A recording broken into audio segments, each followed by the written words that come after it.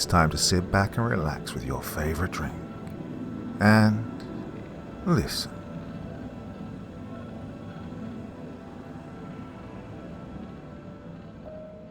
Sometimes I feel it's necessary to put a little warning at the start of the video about the content of the story. And well, tonight I'm going to do the opposite.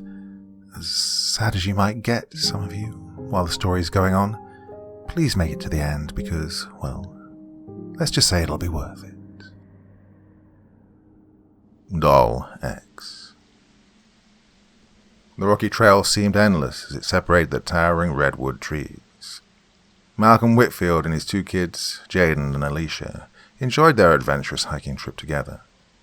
Jayden was the youngest, and he held his father's hand with his bright eyes taking in the distant mountain peaks beyond the vast woodland tree line. Jayden's older sister, Alisha, stayed close behind, and she enjoyed listening to the wind whistling through the ancient trees. But she considered the unknown. Alisha couldn't stop thinking about the horror movies she'd seen that involved monsters hiding in heavily wooded areas. Reluctance haunted Alisha when her father asked her if she wanted to go on a hiking trip with him. It didn't surprise her when her little brother jumped at their father's offer. Alisha tried to persuade her brother not to go, but she wasted her efforts on the audacious 6-year-old. Staying at home with her mum and talking about boys with her girlfriend over the phone seemed safer to Alisha, but deep inside, she wanted to get out of the house for a change. She accepted her dad's offer, figuring that walking through Mother Nature's glorious scenery was better than nothing. "Alisha, come on!" Jayden shouted, while beckoning his sister to walk faster. His bubbly excitement nauseated his sister. "I'm coming." Alisha rolled her eyes while picking up the pace. She had on her wireless earbuds, hoping her pop-singer heartthrob, The Weeknd, would drown out her little brother's voice, but even The Weeknd couldn't save her from her sibling annoyance. Alisha slapped a mosquito on her arm while marching up the trail with her eyes, scanning her surroundings. Malcolm smiled when he looked over his shoulder to see Alisha marching up behind him like a woman soldier on a battlefield. He wanted to take hold of his daughter's hand, but he remembered how he'd tried to hold Alicia's hand one time, and she told him she was too old to hold hands. It was a teenage girl thing. Malcolm had to realize that his 16-year-old daughter considered herself to be a grown woman. He couldn't tell her what to do, especially after she got her driver's license. At least Malcolm had Jayden, who didn't mind holding his dad's hand. Malcolm knew that Jayden would soon grow up and turn into Alisha, an aloof and cynical-minded teenager. Malcolm didn't want Jayden to embrace Alicia's belief system, but he knew it would happen eventually, so he tried to enjoy spending time with Jayden while preparing for the day that puberty would soon snatch his little boy away from him. Malcolm had enjoyable moments with Alisha when she was Jayden's age. He could pick her up and carry her, but now, since his daughter was older, he couldn't kiss her without being antagonized. Miracles happen, and Malcolm knew that convincing Alisha to go on a hiking trip was miraculous. "Oh, you think we might run into Bigfoot?" Jayden's cooing voice broke his father away from his thoughts. Malcolm chuckled at his son's question. "Oh, I hope we don't run into Bigfoot. I'll kick his ass if he comes anywhere near my babies." Malcolm caused Jayden to giggle when he leaned down, tickling the boy's face with his lips. "Oh, if we disappeared right now, you think your big sis would notice?" Malcolm gave Jayden a mischievous smirk before cutting his eyes behind him to see Alisha preoccupied with her phone. He looked back at Jayden to see him slowly shaking his head. "Well, I don't think she'd notice. She's got a boyfriend and she ignores me all the time," Jayden told his dad while rolling his eyes. When he looked back up at his father, he could see his dad thinking about something. Before he could say anything else, his father whisked him off the trail, guiding him toward a tree. Jayden snickered as he ran behind the tree with his father, still gripping his hand. Jayden and his dad both peeked around the tree to see Alisha still captivated by her phone, while dragging her feet down the trail with oblivion by her side. Malcolm stood behind his son as he peeked from behind the tree to see his daughter walking further away. He waited for her to look up from her phone, but she never did. Malcolm then guided Jayden to another tree, staying close behind Alisha. It shocked him to see how his daughter continued to walk down the trail with her eyes glued on her phone. He saw how her iPhone enraptured her, and it scared him. He wondered if she would ever notice anything missing. After 3 long minutes, Malcolm watched as Alisha finally looked up from her phone to see that she was a lone wolf. Pranking his daughter made Malcolm feel guilty, but he put his guilt aside, wanting to enjoy the moment. "Guys," Alisha called out. The teenager whirled around with confusion displayed across her gorgeous, slender face. "Dad, Jayden." Alisha began fidgeting with her long, blossoming braids. She'd always fidget with her hair whenever anxiety would set in. Malcolm chuckled as he watched Alisha walk in a circle with her eyes frantically searching for her dad and her little brother. Jayden had his hand over his mouth, snickering while watching Alisha panic. In Jayden's eyes, he saw his sister as a tall, brown-skinned Barbie doll with dirt on her yellow crop top and her high-rise denim shorts. He saw the Barbie doll screaming and running up and down the trail's pathway with her backpack swinging on her shoulder. "Come on, guys, this isn't funny," Alisha shouted. She kept spinning around in frustration while flailing her arms. Her voice echoed around her, matching every panicked scream she would unleash. "Dad! Jayden! What the fuck?" Alisha had let the F-word slip from her mouth. She remembered her boyfriend telling her that cursing reduces your fear. The teenager was on the verge of panicking. Alisha prided herself on being brave. She thought of herself as a strong, mature young woman and not a kid. She couldn't let herself be weak. She tried to subdue her anxiety, determined to find her missing father and brother. Alisha stopped walking. She closed her eyes while taking a deep breath. Using a meditation technique helped Alisha think clearly. It's something she'd learned from her mum, who practiced the art of Tai Chi along with other yoga techniques. Alisha's mom, Olivia, was also a skilled martial artist, and she'd taught Alisha a few moves. Malcolm had never heard his daughter curse before. When he heard Alisha drop the F-bomb, he realized his little flower was growing up fast and losing her innocence. He was looking at a 16-year-old adult who was gradually distancing herself from the little girl he once knew. He wanted to end the prank, but he couldn't stop watching his daughter go into a meditative state. He saw his wife through his daughter, who was a yoga instructor and a master of meditation. In the next few seconds, Malcolm watched his daughter do something with her phone that would make James Bond proud. He watched as Alisha used her phone to locate him. After clearing her mind and calming herself down, Alisha remembered that her dad had his phone on him and that calling him would be the smart thing to do. She was intelligent, and she sensed something mischievous. "Is this a joke or something?"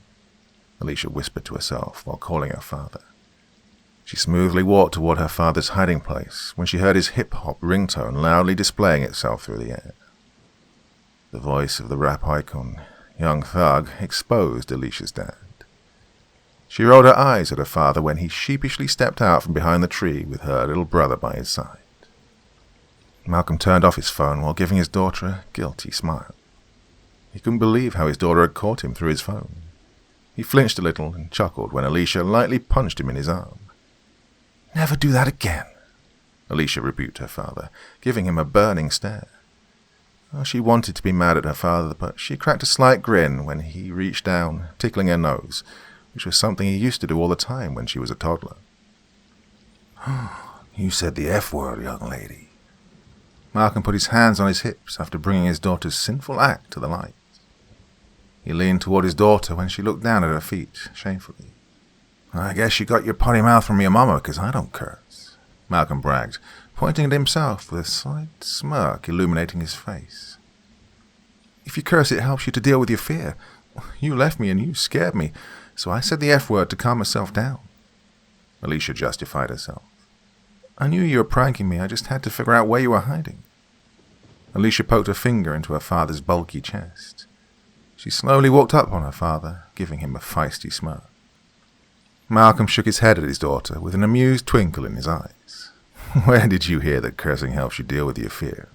Malcolm squinted at his daughter through his question. "Justin told me that," Alisha answered smugly. "Your boyfriend?" Malcolm chuckled incredulously. "Yep, my boyfriend, and his name is Justin Rivera. He's really intelligent and cool." Alisha turned her back on her father after boasting about her boyfriend. While walking away, she ignored her father's mocking laugh. "Your boyfriend's almost 18. I think he's a little too old for my daughter," Malcolm stated as he followed behind Alisha. Jayden still held his father's hand, and he took hold of his sister's hand while watching both of them affectionately fuss at each other. "I don't know why you keep talking about Justin's age. You act like he's 30 years old. He's 17 and a half, and I'm 16, Alisha preached at her father. She wasn't prepared for another one of her father's lectures about how dangerous older boys can be. "I just don't want your boyfriend to break your heart, because if he breaks your heart, I'm going to break something on him." The protective father instinct emerged from Malcolm. He knew how older boys only wanted one thing if they were dating a girl younger than them. "Now, I know you're going to tell me to mind my own business, but I'm your father and I love you. I don't want you to get hurt." The smirk on Malcolm's face faded and he reached out to touch his daughter's hair. He smiled again when Alisha sighed while placing her hand on top of his when he caressed her face. "Justin isn't the playboy type. I won't get hurt. Stop worrying." Alicia's gentle tone concealed the slightly annoyed inflection in her voice. She wanted to say something else to her father, but a woman's distant, blood-curdling scream assaulted the air. "Oh, that sounded bad," Jayden mumbled as he looked toward where the screaming was coming from. "You think that lady needs help?" The little boy still heard the woman scream in his mind as he looked up at his father. Malcolm touched his son's head with a worried expression growing on his face. Sounded like a woman in trouble. A haunting thought tried to creep up on Malcolm, but he fought it off. The father wanted to be brave in front of his kids. He told himself that maybe it was a wild bird or another kind of animal in distress. But his theory flew straight out of the window when he heard the woman scream again. Her screaming touched the sky, and it traveled beyond the trees.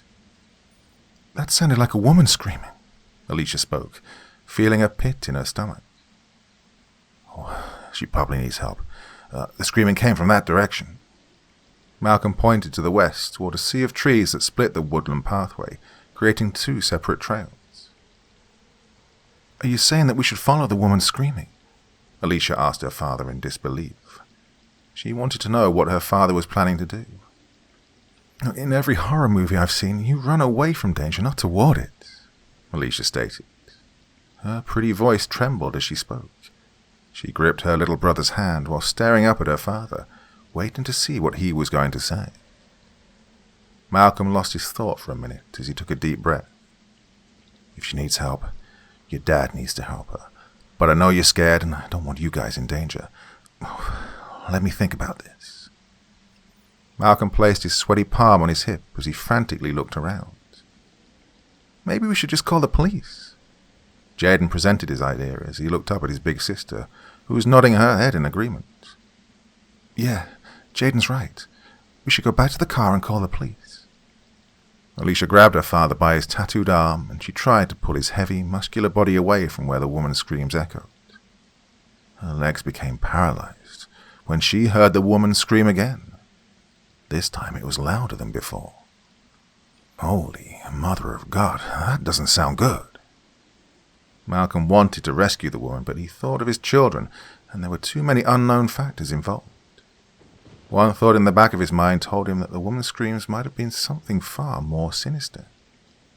"Come on, don't worry about it. We'll call the cops," Alisha told her father, trying to regain her peace of mind. She still had her brother's hand as she dragged her father away with her soft hand gripping his arm. "Okay, baby. You're right. We'll call the cops." Malcolm took his daughter and son by their hands, and they all marched in the opposite direction. I feel so bad, but I had thought it might be a trap. I've heard of serial killers luring people in by pretending to be in distress. Yeah, they hide out in some secluded wooded areas, which is the perfect place to rob or kill somebody. Malcolm went into a rambling state while trying to contain his panic. He stopped talking when he considered that his words might scare his children. The hiking trip hadn't turned out the way Malcolm thought it would. He wanted to enjoy the moment with his kids, but he could sense an ominous presence in the forest. The father couldn't walk out fast enough. He didn't want to hear that woman scream again. He didn't want whatever was attacking that woman in the forest to hunt him down and his children. Malcolm felt tempted to swoop his kids into his arms and take out running.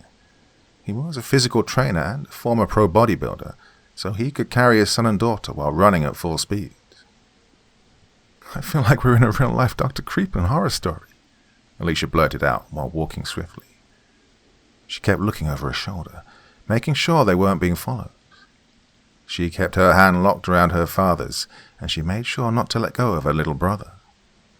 "Who the hell's Dr. Creepen?" Malcolm asked, chuckling in amusement. He'd forgotten about his daughter telling him how she liked Dr. Creepen's voice and the stories that authors submitted to his YouTube channel. "Dr. Creepen's a horror narrator. He reads scary stories and his listeners, especially the women, love his voice. I subscribed to his YouTube channel a month ago, and he reads the creepiest damn stories. I love his voice, though. He sounds like a meditation therapist." Alisha giggled a little. She kept talking to her father even when she felt a negative atmosphere following them from a distance. "I feel like we're in a Dr. Creepen story. I keep hearing him saying it's time to sit back and relax with your favorite drink. I know it sounds weird, but that's what he says at the beginning of his videos." Alisha shook her head with a nervous giggle lingering in her throat. The teenager walked faster, and she felt a little out of breath, but not from walking. "We're not in one of these Dr. Creepen stories, sweetheart, I can assure you." Malcolm chuckled a little. "Everything's going to be fine. Your big, strong dad's going to keep you all safe," Malcolm told his daughter through a confident smile. Well, he tried to stay calm, and he wanted his daughter and son to feel like their father could protect them. Jayden gripped his sister's hand when he heard something rustling in a group of trees beside the trail. The little boy shook off his paranoia, assuming that it was a squirrel or a raccoon. Being afraid was a feeling that Jayden loathed. He wanted to be brave like his dad. Jayden also had a love for superheroes, and his favorite superhero was Batman, because, well, Batman's courage made him strong instead of superpowers. Jayden could sense that something wasn't right, but he ignored the feeling. He smiled back up at his dad while wiping his little sweaty palm across his Batman t-shirt, which his father had bought for him a year ago. It was unnaturally quiet, and even the birds had stopped chirping. There were no nature sounds in the forest. It was dead silent. The silence surrounded Malcolm and his kids. It stalked them as if it was a living predator. Jayden never let go of his sister's hand, and he kept peeking over his shoulder when he could sense someone following them. The little boy tried to be brave, but he stopped walking and his body went cold when he looked up to see something hovering above the trees. It hovered in the sky for a moment before making its descent toward them. Jayden knew that what he was looking at was not a bird, because birds don't have a pair of breasts or a vagina. Alicia's heart rate increased when her brother stopped walking. "Jayden, sweetheart, what's wrong?"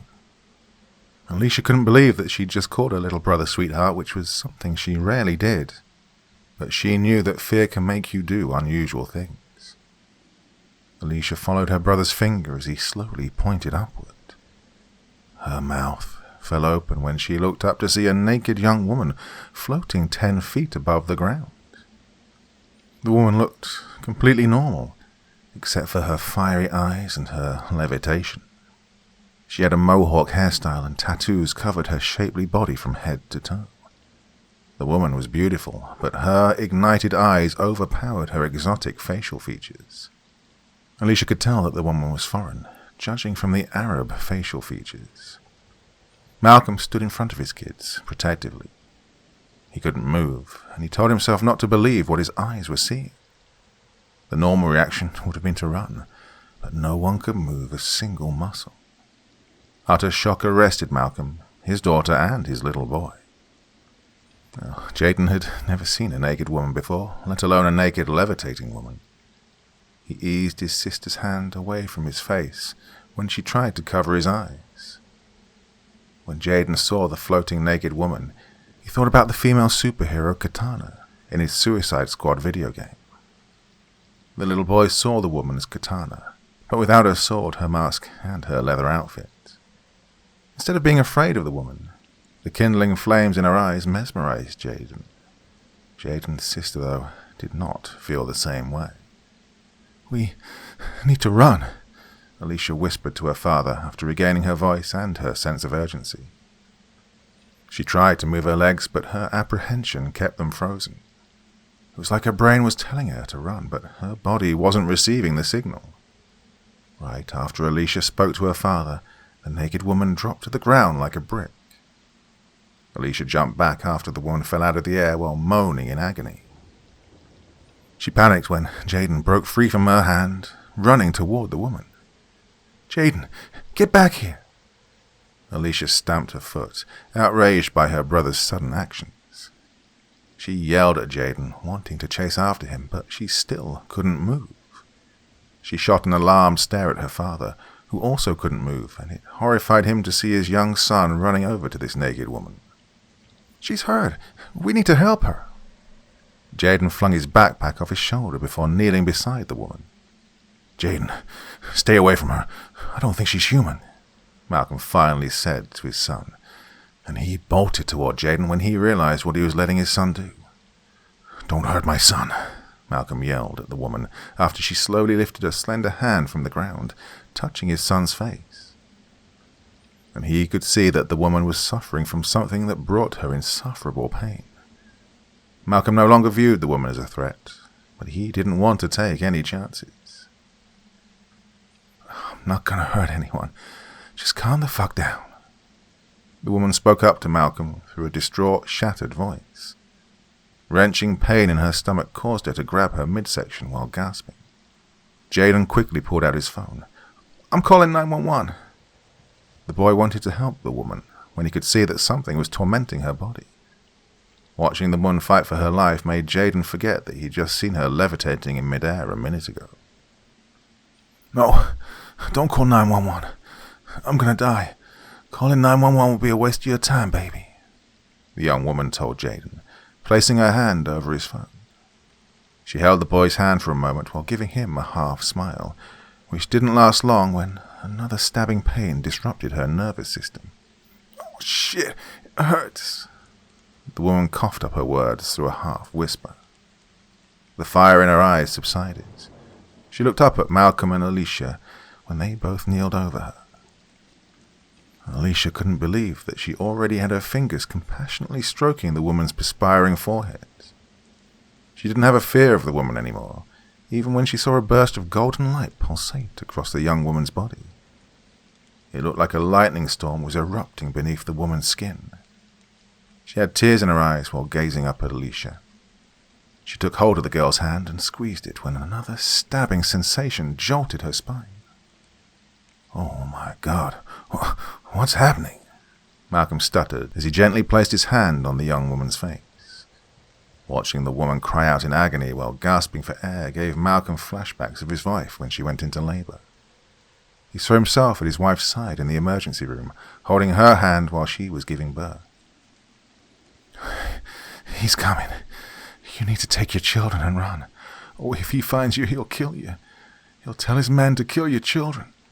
The woman grunted out some of her words between gulping and whimpering through her tears. She grabbed Malcolm's hand, wanting to tell him what was wrong with her, but before she could say another word, her heartbeats collapsed and her respiratory system locked up, along with her vital organs. The young woman released Malcolm's hand, and it fell to her side, slapping the ground. Her eyes rolled back into her skull, and the fire in her eyes dwindled, along with the golden light in her pretty face. Alisha had never seen someone die before in real life. It sent a disheartening wave of nausea through her body. The girl looked up at her father while still holding the dead woman's hand. Alisha didn't say it, but you could see through the lost gaze she gave her father. It was a look that said, "What the hell just happened?" For a minute or two, no one said a word to each other. Malcolm stared back at his daughter, feeling equally perplexed over the situation. He wondered if he was dreaming. A levitating, naked woman wasn't something you'd see every day. At least Malcolm had the comfort of knowing that he wasn't hallucinating, since he wasn't the only one who watched a flying naked woman die. Malcolm admired the woman's beauty and he felt bad for her. He still wasn't sure if she was human, but he remembered the warning she gave him before she died. She told him that they were coming. Who were they? Malcolm had a lot of questions, but there was no time for answers, especially when he could hear a distant booming sound coming down the trail. It sounded like rap music booming out of a car. Moving like an Olympic sprinter, Malcolm grabbed his daughter and his son by their hands before taking out running toward a thicket of trees. Hiding in the thicket was the best decision. Something was coming down the trail. Something murderous. Alisha almost twisted her ankle when her father grabbed her hand and forced her to run.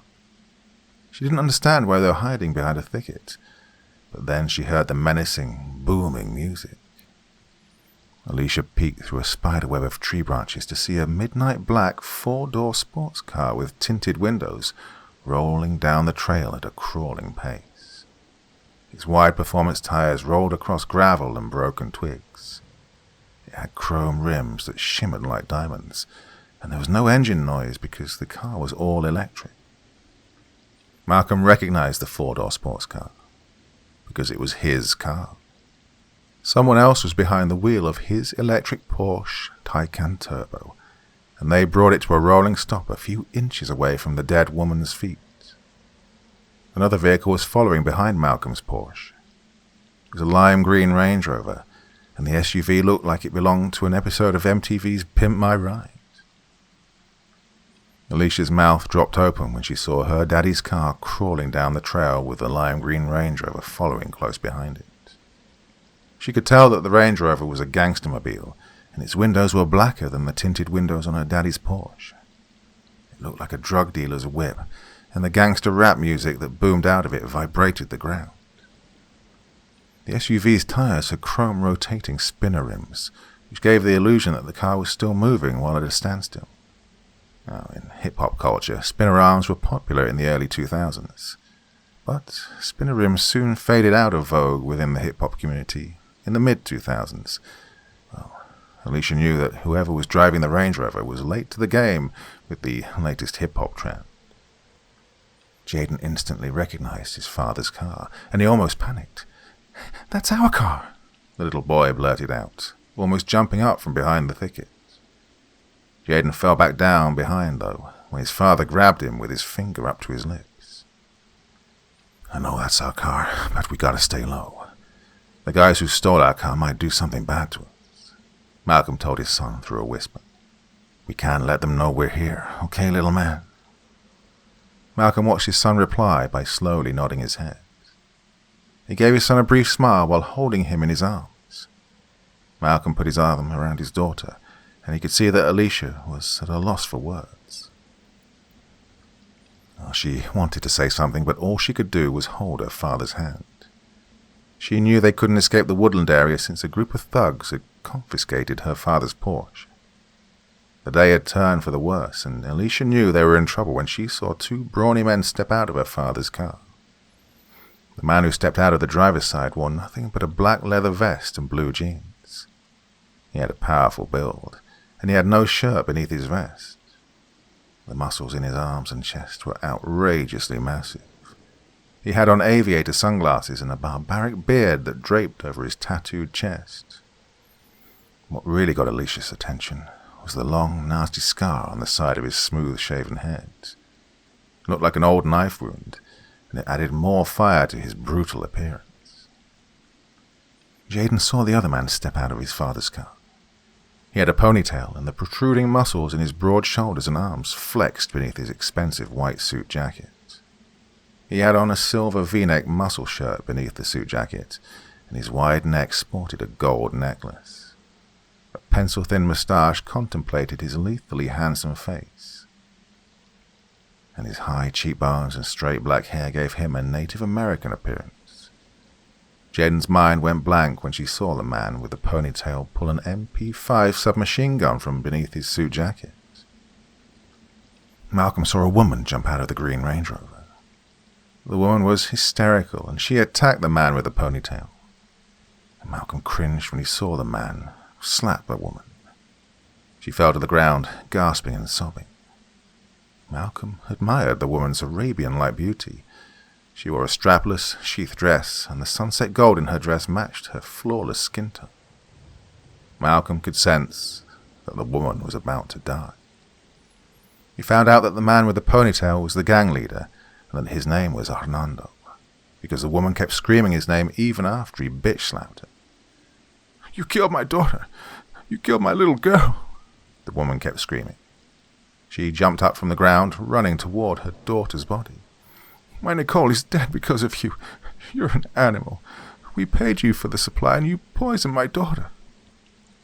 The woman held her daughter's naked body close to her chest while looking up at Armando through her tear-soaked eyes. Armando aimed his machine gun down at the woman while giving her a sadistic smirk.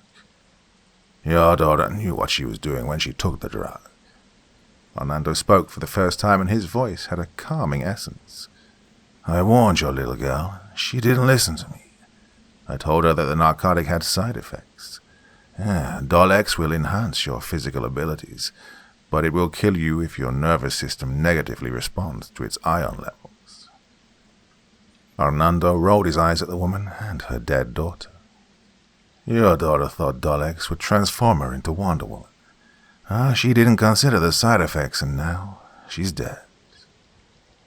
Orlando then laughed at the woman's tears, and he wanted to spit on the woman's dead daughter, but he restrained himself. Armando wasn't human. He was a thug who called himself the bad boy from another solar system, and Armando despised doing drug deals with gangsters of human descent. But he liked the money. Things turned for the worst when Malcolm and his children saw a wounded young man being dragged out of the Range Rover. It was the dead young woman's husband, and Armando ordered one of his men to pull the woman's fiancé out of the car so he could kill him in front of his mother-in-law. "No, don't!" the woman screamed up at Armando when she saw that he was about to shoot her son-in-law. She didn't want to let go of her daughter's body, but she also didn't want to see her daughter's fiancé get killed. Well, she knew Armando was ruthless. When she jumped up and grabbed his arm, he made her pay for trying to stop him from killing her son-in-law. Malcolm tried to cover his eyes, but it was too late. He didn't want to see his son and daughter witness a woman get shot in the head at point-blank range. He grabbed Alisha and Jayden, holding them close after he watched Armando blow the woman's brains all over the ground. He killed her smoothly, without even thinking about it. Alisha had to keep telling herself that what she saw was not fake. She had to tell herself that she wasn't watching a horror film. That woman's blood was real. When her body dropped to the ground beside her daughter's body, it was real. Now, watching a killer in action was something Alisha didn't expect to see in her lifetime. And she didn't want to meet Armando. She didn't want her father and brother to meet him. If Armando could kill a woman in the blink of an eye, then he'd have a field day killing a father and his 2 children. This thought crept into Alicia's mind. Malcolm felt like someone had punched him in the stomach. He couldn't figure out how he was going to protect his children from 3 non-human gunmen who were bloodthirsty gangsters. Gangsters who'd seized his car, and now his worst fear was confronting Armando, who seemed to get a thrill out of taking human life. Malcolm had to pinch himself after the deadly circumstances reminded him he was looking at a murderous thug who wasn't human. Well, this had to be some kind of sci-fi horror movie production that was being shot on location in the heart of a Northern California forest. Malcolm thought he'd accidentally stumbled upon a Hollywood filming with his son and daughter. Well, this was what he wanted to believe. It was the only way he could deal with the surrealism of the situation. Armando was no Hollywood actor. He was the worst kind of criminal. An extraterrestrial bad boy who hated humans. And he expressed his hatred through his killing style. Every drug deal would end with Armando executing his human business partners.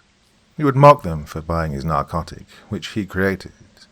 The scientific name for Armando's narcotic was Lexion 12, but Armando called it Doll X.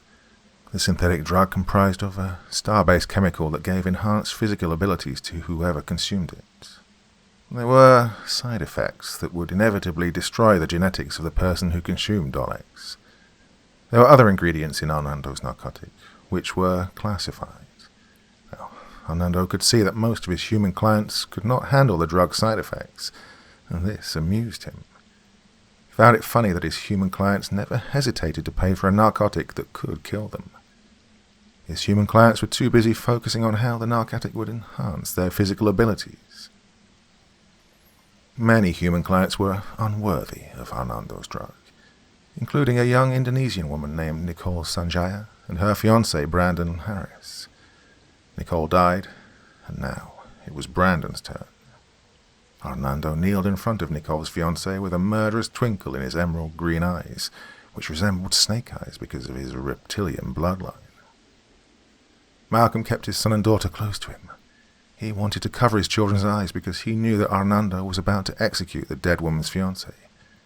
He could see that the young man was dying already. Dolex was incinerating every cell in the young man's body. It was killing him slowly, just like it had done his fiancé. The narcotic that you took was not designed for the human body. You people can't handle its power. Arnando snorted and chuckled in the young man's face. I'm so glad I'm not human. I don't need to take a narcotic so I can have infinite power. I was born with superior strength, unlike your worthless species. Arnando grabbed the young man by the collar of his shirt, pulling him closer toward his face. You fucking Earth people, Arnando hissed in the young man's face before morphing into something that resembled a serpent. Poisonous fangs emerged from between Arnando's lips. His eyes turned into two slits. His cheekbones stretched back against his ears. Thorns emerged from his head, and the skin of his face turned black and scaly like the skin of a snake. Alisha's mouth fell open after she watched a man transform into a bulky, humanoid reptile with a goatee and a ponytail. The girl shuddered after she watched Arnando bury his fangs deep into the dying young man's face. She saw his face get torn to bloody shreds in a matter of seconds. Arnando devoured it in a few bites. He tore off the young man's lips, his chin, his nose, and a piece of his eyeball. A second bite extricated the young man's tongue from his mouth. Arnando crushed the bones in the young man's face. His powerful jaws and teeth obliterated his victim's cheekbone. Blood spurted out of the young man's head and his body went limp. Arnando then told his men to release the woman's fiancé.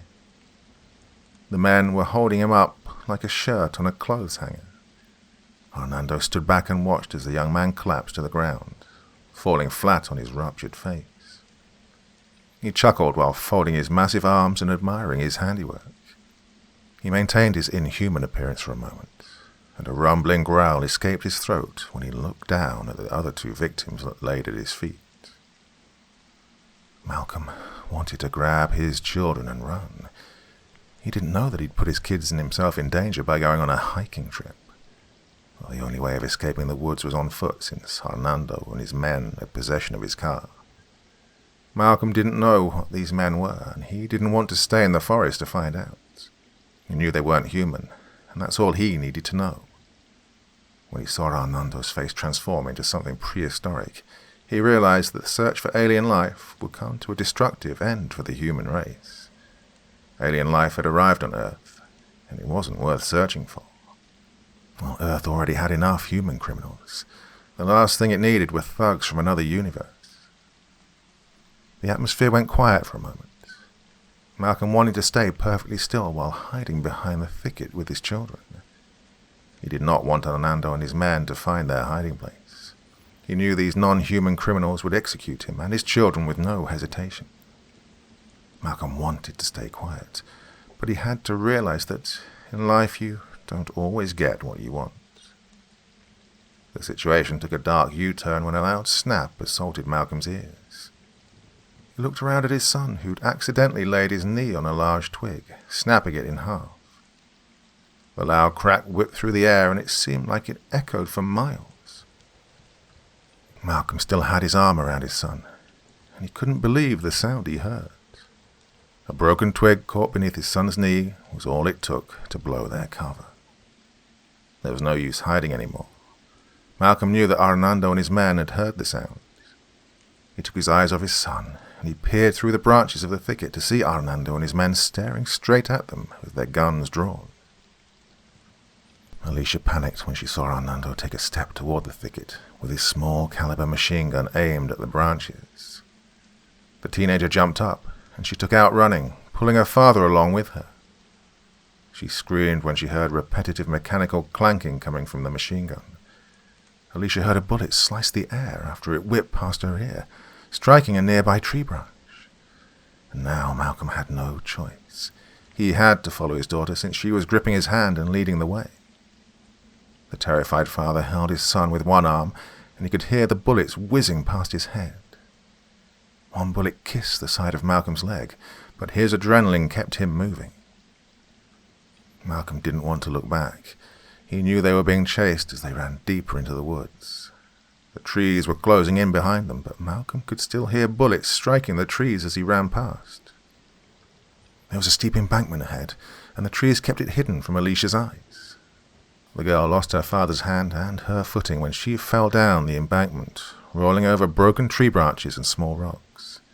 She lost her backpack and her phone.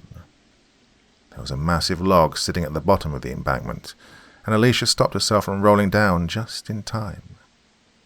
Her father never rolled down the embankment. Instead, he was sliding down it, with still holding her brother. Alisha saw blood on her father's tank top when she looked to see him sliding down toward her. She panicked, thinking that the inhuman gangsters had shot him, but the situation was far worse. It wasn't her father's blood she saw. It was her little brother's. An armor-piercing bullet had gone through Jayden's torso, and another bullet ripped through his shoulder. The little boy was in a great deal of pain, and the only way he could deal with the pain was by passing out. "Daddy!" Alisha screamed while reaching out to take her wounded brother out of his arms. "Jayden, oh my God!" Malcolm didn't even realize that they'd shot his son until his daughter tried to take the child out of his arms. He looked to see his little boy slipping in and out of consciousness. Malcolm and his daughter needed to hide still. One of Hernando's men was pursuing them, and he was in his reptilian form.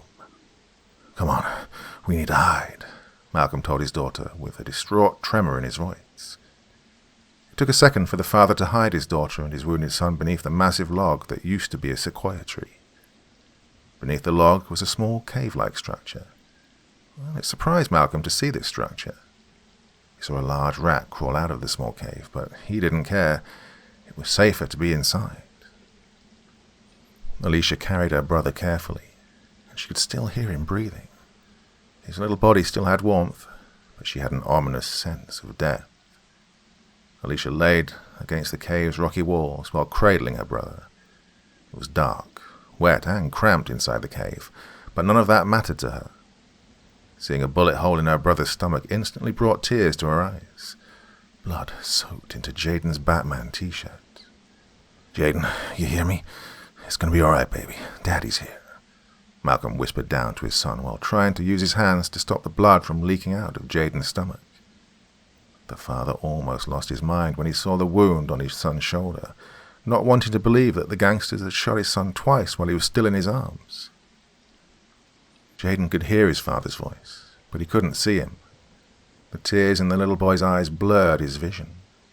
He was afraid to breathe because every time he'd inhale, a sharp pain would shoot up from his stomach and stab his chest. Jayden whimpered, and he wanted to say something to his father, but the pain wouldn't allow him to speak. Alisha brushed her fingers through her brother's wavy afro.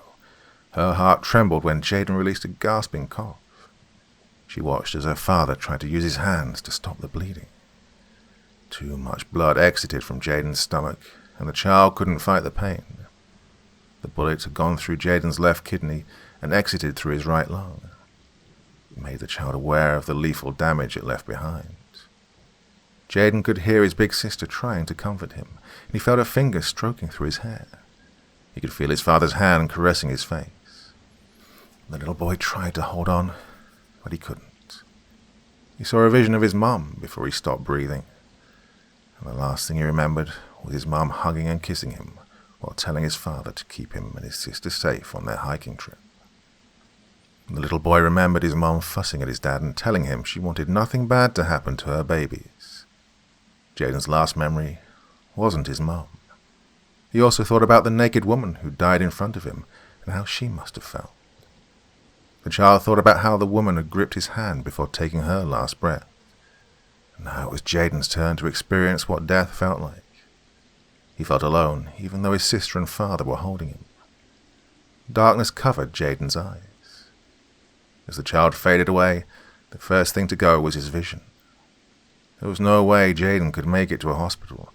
They were too far away from the nearest medical center. Dying was the only way Jayden could escape his excruciating pain. Since his lungs were filling up with blood, the little boy felt like he was drowning. His 6-year-old mind couldn't deal with his body losing a quart of blood every second, and he couldn't handle the stabbing sensation in his chest. Jayden thought about his mom one last time before he died. Alisha heard it when her little brother stopped breathing. She slowly lifted her teary eyes to her father, unable to say a single word. After watching her brother die in her arms, the child felt like someone had stabbed her in the chest. Malcolm tried not to cry in front of his daughter. He knew his son was dead, but he kept telling himself to be strong for her. It didn't work. Malcolm broke down in tears after he remembered what his wife had told him. She had said to protect their children. Well, he just couldn't see himself telling his wife that alien, drug-dealing gangsters had shot and killed her baby without his wife thinking he'd lost his mind. He saw his wife attacking him. His wife would blame him. Malcolm saw his whole life in shambles. Even if they made it out of the forest alive, Malcolm would still have to answer to his wife. He kept looking down at Jayden, with his hand still caressing the dead child's forehead. Images of his son as a toddler kept arising in his mind. He saw his son learning how to walk for the first time. He saw his son on a playground swing, and he saw himself pushing his son down a water slide. Malcolm thought about how he'd helped Jayden study for his math test a few weeks ago. He remembered when he picked Jayden up from school, and how his son had jumped excitedly into the car while showing his dad the B+ he got on his test. Malcolm waited to wake up from this unreal situation. It had to be an insane nightmare. No way was this real. Malcolm just couldn't fathom it. He felt like he was on the brink of going insane. It all happened too fast. Malcolm reached over to touch his daughter's face when she gave in to her tears. The father never took his hand off his son's face. He wept over Jayden, and he kept expecting his little boy to open his eyes. Malcolm lost all confidence in himself. Well, he couldn't see how he was going to protect his daughter if he couldn't even protect his son, who was in his arms when he was shot. "Dad, what are we going to do?" Alisha asked, while gasping and swallowing hard. She tried to stop herself from sobbing, but she couldn't prevent the tears from drowning her eyes. "We killed him. He's dead." Alicia's voice elevated, and it ricocheted off the cave's walls. She didn't realize she was yelling until her father placed his hand over her lips, trying to calm her down. "It's okay, sweetheart. We have to be quiet," Malcolm whispered to his daughter, his tears soaking into his beard. "They shot him. You were holding him. How the fuck did he get shot?" Alisha whispered harshly to her father. She tried not to go into shock. It would be a hiking trip that Alisha would never forget. She kept glancing down at Jayden, wanting him to move. She couldn't believe she was holding a motionless little boy in her lap. A nauseating sensation struck Alisha, faster than a lightning bolt. The urge to vomit overtook her, and she threw up on a slab of rock that lay beside her. Alisha found out how awful it felt to cry and vomit at the same time. She moaned when she felt a whirring sensation in her head. After she'd thrown up, she couldn't talk anymore. She wanted to apologize to her father for freaking out on him, but her sorrow drained all the energy out of her body at a rapid pace. Malcolm's fingers cascaded through his daughter's hair. He tried to comfort her, even though he needed comforting himself. He held his breath when he heard heavy footsteps radiating from outside the cave. He put his finger over his lips, telling his daughter to stay quiet. Alisha heard the footsteps. She heard them crunching the leaves and the broken branches above the cave. It didn't take long for the footsteps to reach the log that hung over the cave. The log vibrated a little. It was lodged between two boulders which kept it from collapsing in front of the cave's entrance. A snarling rumble accompanied the footsteps. There was also the loud click of a machine gun being reloaded. Malcolm's body tightened when he saw two powerfully muscular legs appear in front of the cave's entrance. The legs weren't human. They had prickly horns on them, like a cactus.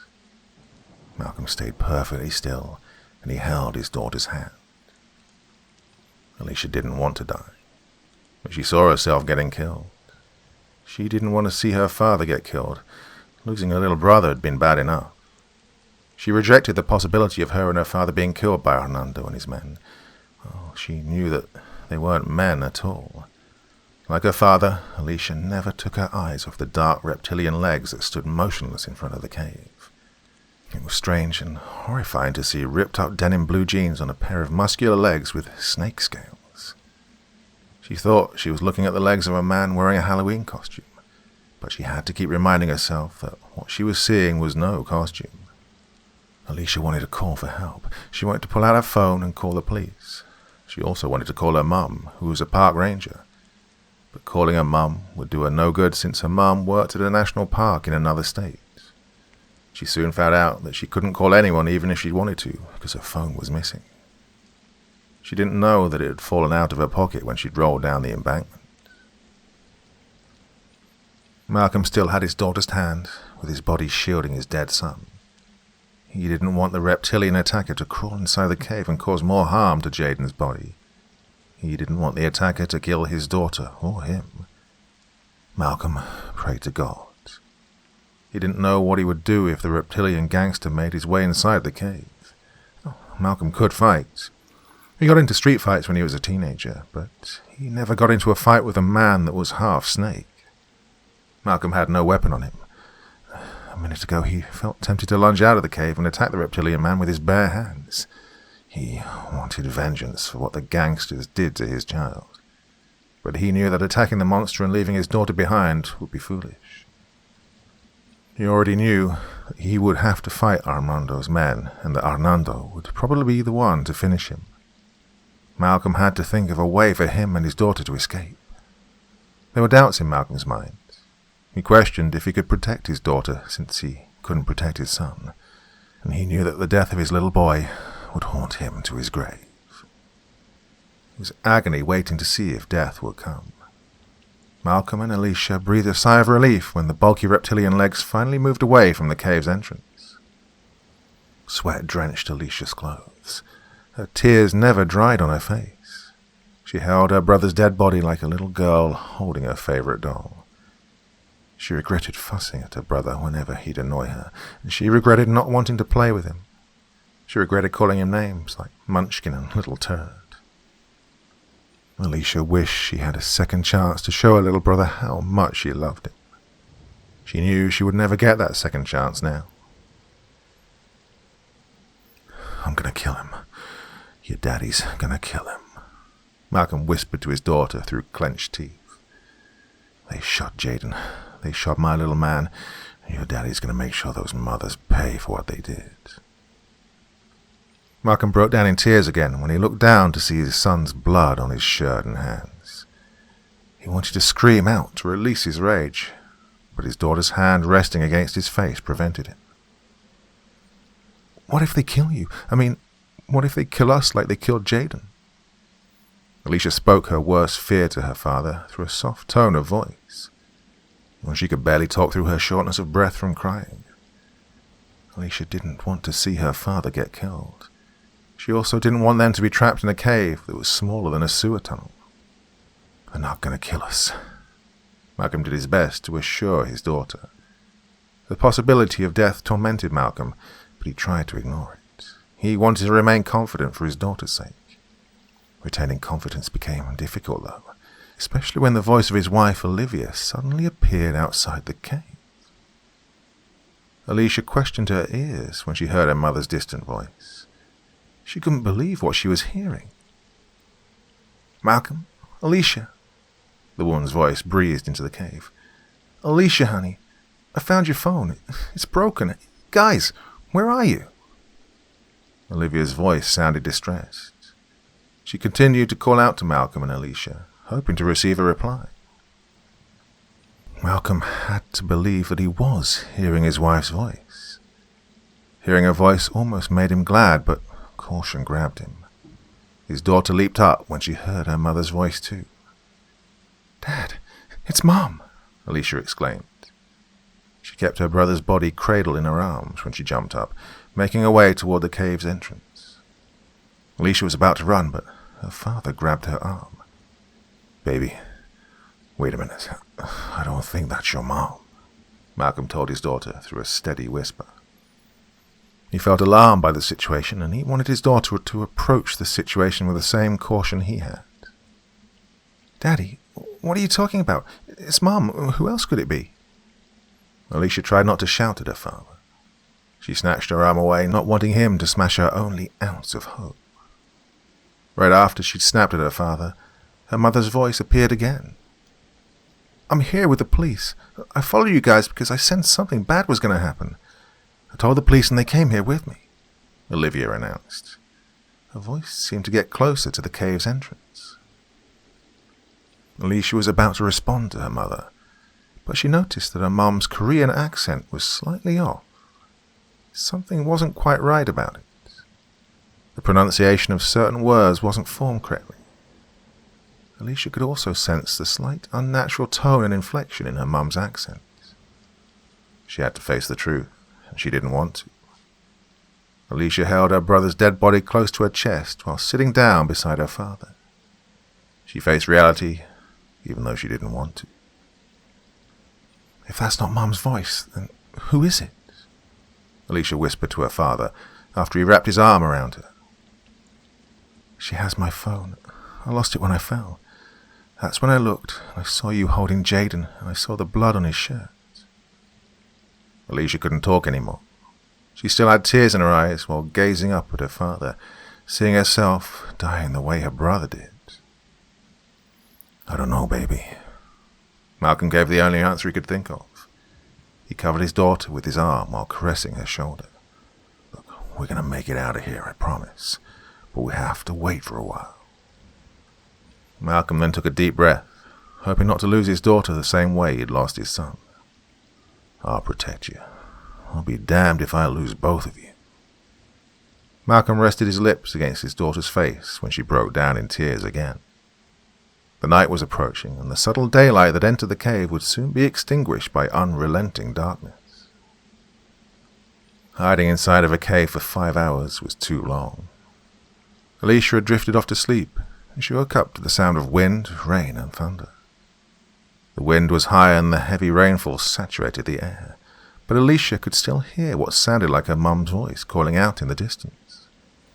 She thought it was her imagination. She thought that maybe her mind interpreted the high wind as being her mum's voice. Thunder would interrupt Alicia's thoughts every few minutes. Flashes of lightning would briefly illuminate the cave. A burst of cold air rushed into the cave, and it woke Malcolm up. The father bolted up, feeling completely disoriented. He took hold of his daughter when a thunderous rumble caused her to flinch. "What time is it?" Alisha asked through a tired voice.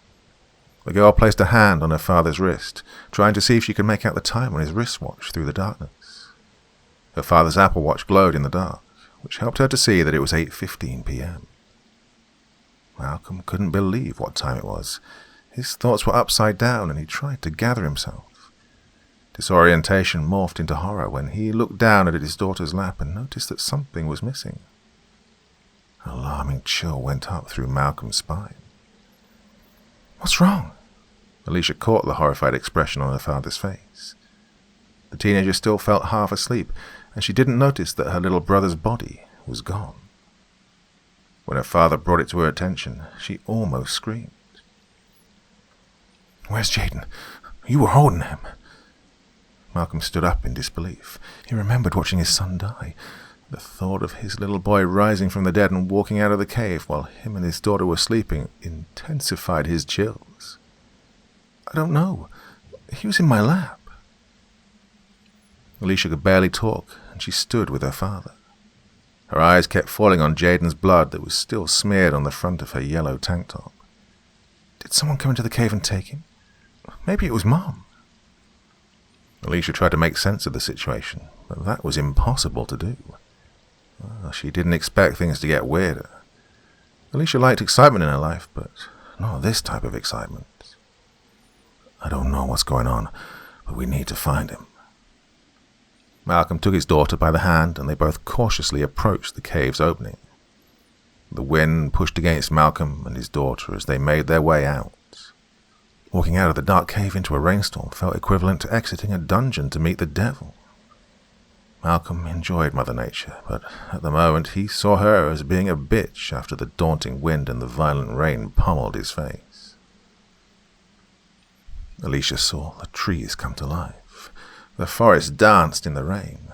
The branches kicked and swayed against the torrential downpour. Rainwater drenched Alisha and her father within a second. They could barely breathe from the rain flooding their mouth and nose. Darkness covered the woodlands like a massive black ocean. Thunder shook the ground as if the hand of God was beating the earth like a drum. Every thunderous outbreak would disrupt the beating rhythm of Alicia's heart. She had a firm grip on her father's arm while still holding his hand, and she almost stumbled over a few rocks. Malcolm squinted through the rain and the tall trees. He had a feeling that something was hiding amongst them, watching him and his daughter in the darkness. Malcolm had never forgotten about Arnaldo. He never forgot about his men. He knew what they were capable of. They'd already taken the life of his son with no problem, and now Malcolm had to figure out why his son's body was missing. Trudging through a black, deep forest made Malcolm wish he was anywhere else with his daughter, somewhere safer and peaceful. The monsters could be anywhere, waiting for the right time to attack Malcolm and his daughter, and he played out a scenario in his head of how he would protect his daughter from a reptilian man. Could he fight something non-human? Would it quickly gain the upper hand? He thought about what would happen if he had to fight Arnaldo. Malcolm didn't want to confront him. He wanted to find his son's body and get his daughter out of the woods as quickly as possible. Malcolm thought about the Arnold Schwarzenegger movie, Predator. He didn't want to think about him and his daughter possibly being hunted in the woods by men from another world. A distant, familiar voice withdrew Malcolm from his fearful thoughts. As soon as he heard the voice, he saw something. Malcolm grabbed his daughter and he pushed her behind a tree when he saw his son standing motionless 20 feet away with his back turned. "My God, is that Jayden?"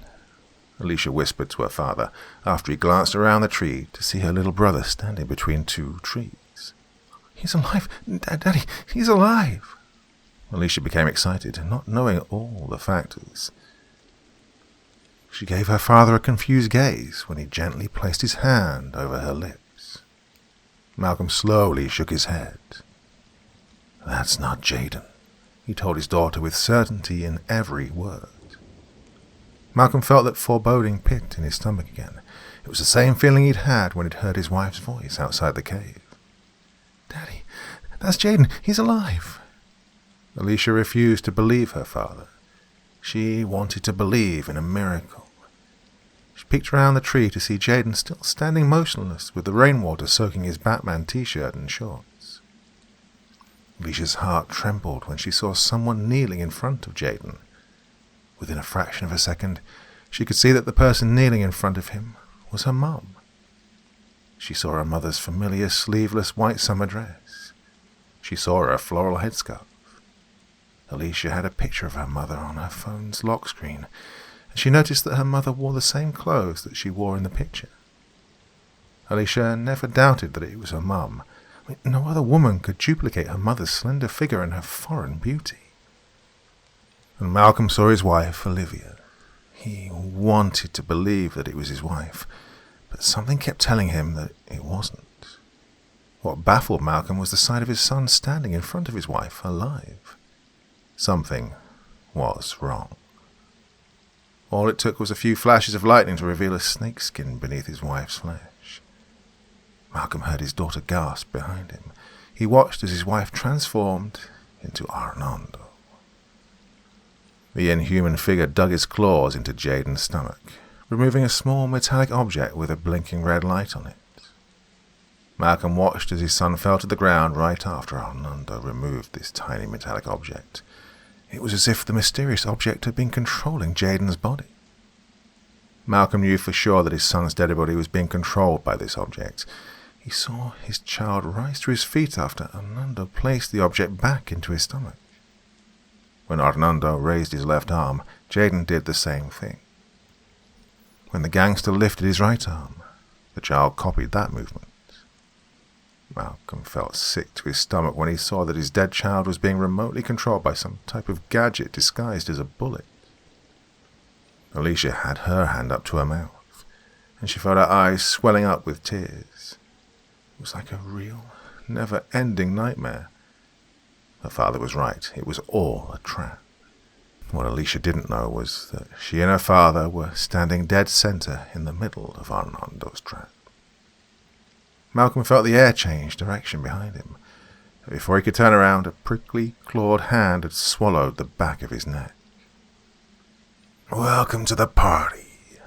A grumbling voice penetrated his ear before a powerful hand slammed his head into the tree. Alisha screamed up at the night sky when a pair of colossal, rock-solid arms swallowed her waist. She tried to fight the towering reptilian criminal, but her 120-pound body was no match against the cold-blooded behemoth. Alisha saw blood leaking from her father's forehead. The head injury didn't stop her father from fighting back, though. Malcolm shook off the blow, and adrenaline possessed him. The wrathful father threw a few punches at his attacker. He summoned the strength to tackle the bulky man-serpent, and he body-slammed the gangster, using every martial arts skill that his wife had taught him. He went for the second man-serpent that was violating his daughter. Malcolm grabbed the reptilian gangster by his throat, and he yanked the monster off his daughter, and he was about to put the snake-eyed drug dealer in a headlock, but the monster threw Malcolm over his shoulder after biting off 2 of his fingers.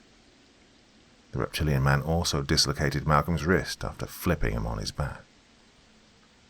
Malcolm screamed out while grabbing his bleeding hand.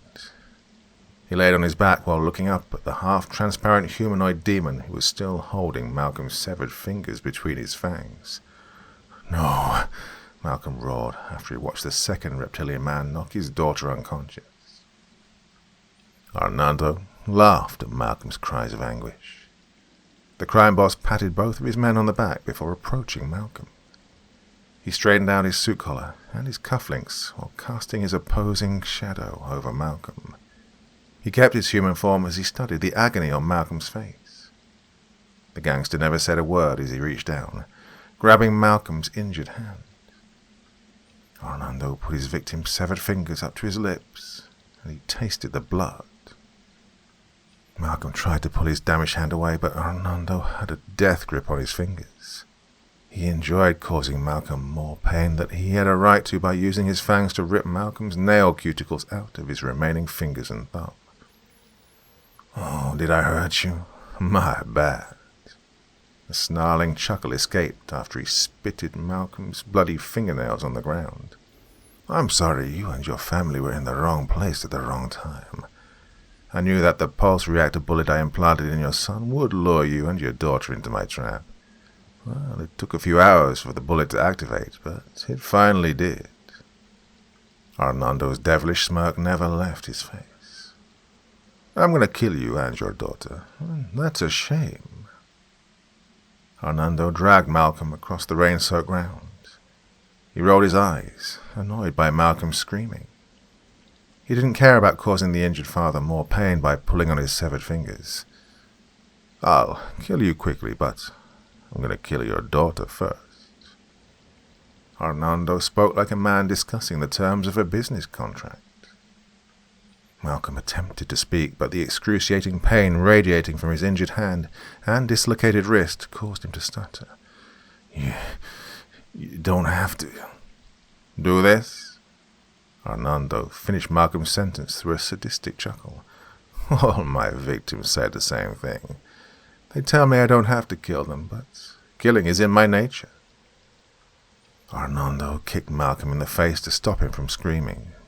He ordered one of his men to bring Malcolm's daughter to him. The girl was still unconscious after sustaining a hard blow to her jaw. "Please, don't," Malcolm pleaded with the gangster, but he was wasting his breath. "I've been doing drug deals on this planet for about a year now." Arnaldo reached into his suit jacket, pulling out a switchblade. He continued speaking down to Malcolm through a gentle Slovenian-like accent. He took Alisha out of the arms of his man, and he laid the child in his lap after crouching down. He toyed with Malcolm, playfully lifting his knife back and forth across Alisha's throat. "Please, don't kill her. I mean, you already shot my boy." Malcolm tried to sit up, but one of Arnaldo's men knocked him back down by placing his heavy foot on Malcolm's chest. "I'll do anything you want. Just don't kill my baby." Malcolm begged for mercy. He felt emasculated by Arnaldo. He couldn't protect his daughter from this creature, just like he couldn't protect his son. Tears stung Malcolm's eyes. He knew that if he cried in front of Arnaldo, the serpent gangster would feed on his weakness. It was too late. He cried for the life of his daughter, and Arnaldo owned him. Arnaldo stared at Malcolm with amusement in his snake eyes. The dealer found his victim's tears to be fascinating. He never understood why humans cried. "Don't kill her. Kill me instead. Fucking kill me," Malcolm roared at Arnaldo. He watched as Arnaldo held the blade of his knife over his daughter's throat. The killer was about to slit the girl's throat in half in front of her father, but he hesitated when he thought of something more sinister. He then placed his sharp eyes on Malcolm's son. He'd had fun reanimating the dead child, but what he was about to do to Alisha would bring him more pleasure. Malcolm caught his breath, and his heart was pounding beneath his tongue. The desperate father wanted to breathe a sigh of relief, but Arnaldo wanted to keep the man's heart rate above normal. "I've killed kids before." Arnaldo savored his words through a smirk. "Human children are the easiest to kill. Their hormones are the chemical foundation behind this narcotic." Arnaldo pulled a small vial out of his suit pocket that contained a sapphire blue powdery substance. Humans are so fucking stupid. They purchase my drug and they don't even know that they're getting high off the remains of their offspring. That's why they die once they've consumed my drug. I put a special minor ingredient inside the narcotic that doesn't blend well with the other ingredients. Yeah, they think the drug's going to give them power, but it puts them in an early grave every single time. Well, since my narcotic is based on the ionized remains of children, I called it Doll X. 'Cause all kids are dolls, aren't they? Arnaldo snickered and shook his head. Malcolm couldn't say anything. He just laid on his back, unable to move from one of Arnaldo's men pinning him to the ground. Every time a human consumes my narcotic, they die. Oh, they all die in different ways, too. I've watched them burn up. I've watched them get liquefied from the inside out. Arnaldo paused for a minute while licking his lips. I want to see what will happen to your daughter after I give her this. Malcolm remembered what had happened to the naked woman. The father became irate and he tried to get up from the ground, but both of Arnaldo's men grabbed him. He got punched in his ribs, which sent him back down on his knees. Wake up, princess. It's time to take your medicine, Arnaldo whispered in Alisha's ear. Come on, open wide for Daddy. The gangster woke Alisha up. He wanted her to be conscious. He wanted the girl fully aware of what he was about to do to her. It aroused him, knowing that Alisha would have a negative effect from consuming his narcotic. He wondered how she would die. Was she going to burn up like his other human clients, or die in a new way? Alisha slowly opened her eyes to see her father down on his knees in front of her with his face soaked in sweat and blood. Daddy, the child moaned out that one word. She had no time to scream when Arnaldo pried her lips open, dumping his lethal narcotic down her throat. Alisha gagged and choked as the alien substance clogged up her esophagus. Oh, take it nice and easy, baby doll. Don't swallow it all at once, Hernando whispered in the girl's ear, while keeping his massive snake-scaled hand bolted over her mouth, forcing the child to swallow every ounce of doll eggs. Malcolm lost his mind when he could see that his daughter was beyond saving. He didn't care about dying anymore. He felt that he had nothing to lose, and a primitive rage possessed him. Without even thinking about it, he took down Hernando's men within 3 minutes. Malcolm went berserk on the 2 reptilian henchmen. He took a hunting knife off of one henchman, and he partially decapitated the off-world criminal with a few stabbing blows to his throat. He went to work on Hernando's second man, breaking the gangster's leg and snapping his arm so viciously that the bones in his elbow pierced through his forearm. The monster dropped to his knees, growling in pain. His partner's decapitated body was the last thing he saw. Malcolm wrapped his bulky arm around the reptilian man's neck, and he kept twisting until he heard a cervical vertebra snapping in half. Hernando's man went limp, and the creature fell on his face, dead as a stone, after Malcolm took his arm away. Hernando applauded after watching his men die. He tossed Malcolm's daughter to the side like a piece of trash, and then he jumped to his feet, inviting Malcolm to tackle him. The demonic criminal kingpin quickly recalculated himself after Malcolm knocked the wind out of him. Oh, Hernando couldn't decide if he wanted to fight Malcolm in his human form or in his reptilian form. The gangster quickly decided that his reptilian form would give him an advantage.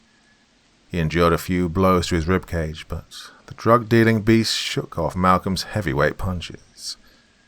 Then Armando grabbed Malcolm's face and he lifted the angry father off his feet. He dug his claws deep into Malcolm's face, piercing his forehead and his cheekbones. Hernando took great pleasure in damaging Malcolm's face. He wanted to crush his skull in the palm of his hand, but Malcolm fought his way out of Hernando's grip. Malcolm drove the palm of his hand into Hernando's throat. He kept fighting even though blood was cascading from his forehead and dripping into his eyes.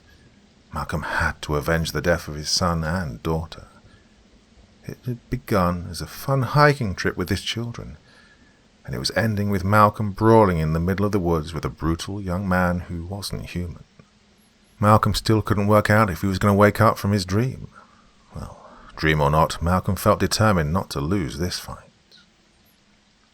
A death match ensued between Malcolm and Hernando, but neither man nor humanoid beast would win the fight.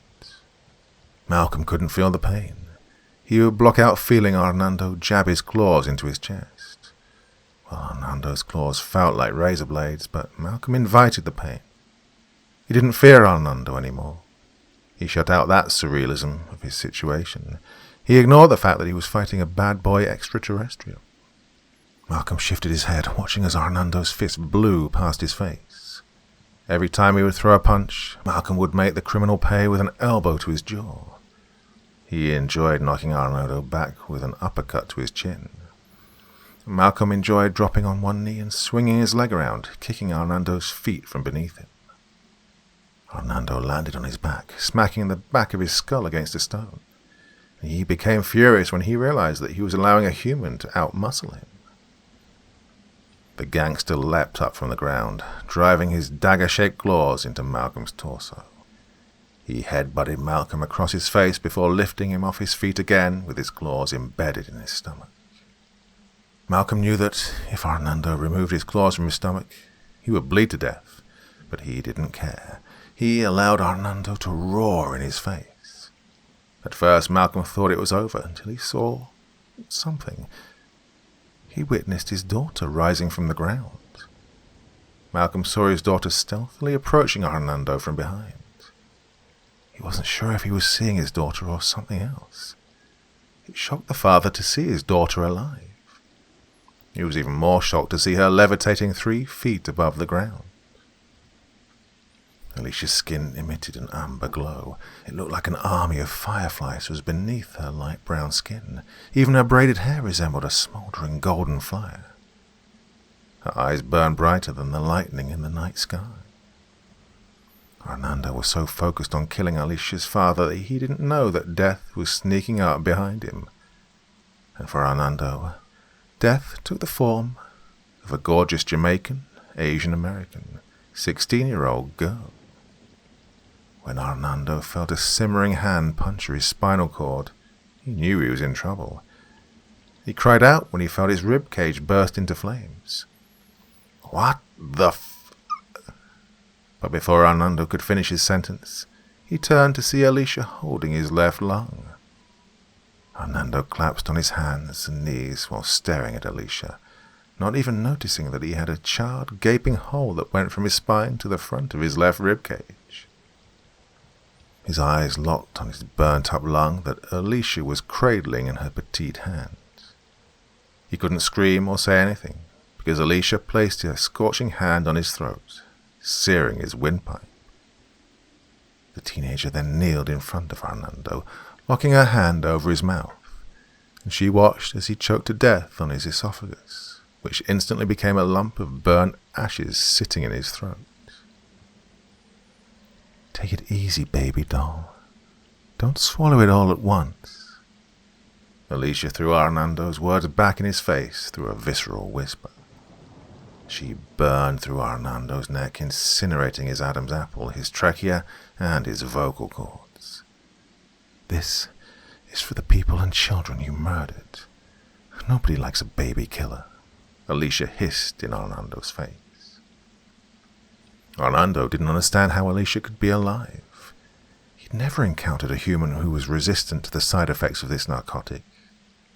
He also realized that he'd only given his drug to human adults, and that Alisha was the first child to consume Dolex. The last thought Arnando had was that human children were immune to his narcotic, and the reptilian thug's eyes reverted into his skull, and he died painfully before his skull exploded from the intense heat that Alisha was administering to his body. Malcolm flinched when a few hot fragments from Arnando's skull flew in his face. The father couldn't take his eyes off his daughter. He witnessed her revive Jayden. The fire beneath Alisha's skin died down. She felt like God had embodied her. Dolex had a different effect on the teenager. It was going to be an effect that the world would never forget. Alisha became a new, all-powerful version of Mother Nature, who no longer had to deal with acne or the burden of going through her period. When Alisha looked up at the stormy night sky, the rain, lightning, and the thunder dissipated when she telepathically told the rainstorm to stop. Malcolm slowly rose to his feet while holding his bleeding stomach. He'd never seen a resurrection before. Alisha astonished her father when she sent renewed life into her little brother. She healed the bullet wound in his stomach and shoulder. Jayden had no memory of dying. When the little boy opened his eyes, his mouth dropped open when he saw his big sister bending down to kiss him with her eyes shining brighter than the high beams on a car. Jayden couldn't speak, and he was now more amazed than frightened.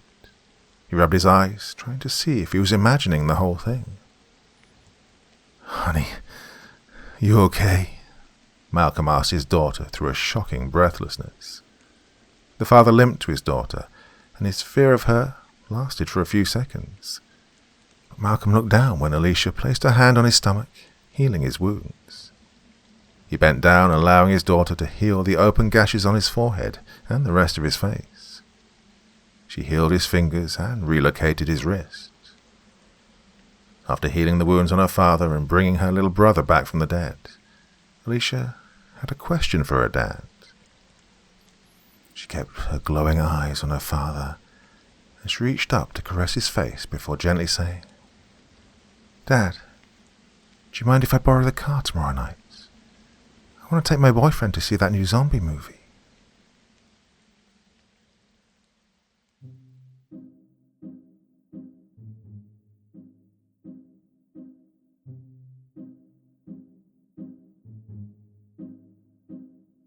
So another brilliant long story there for you on Dr. Creepen's channel.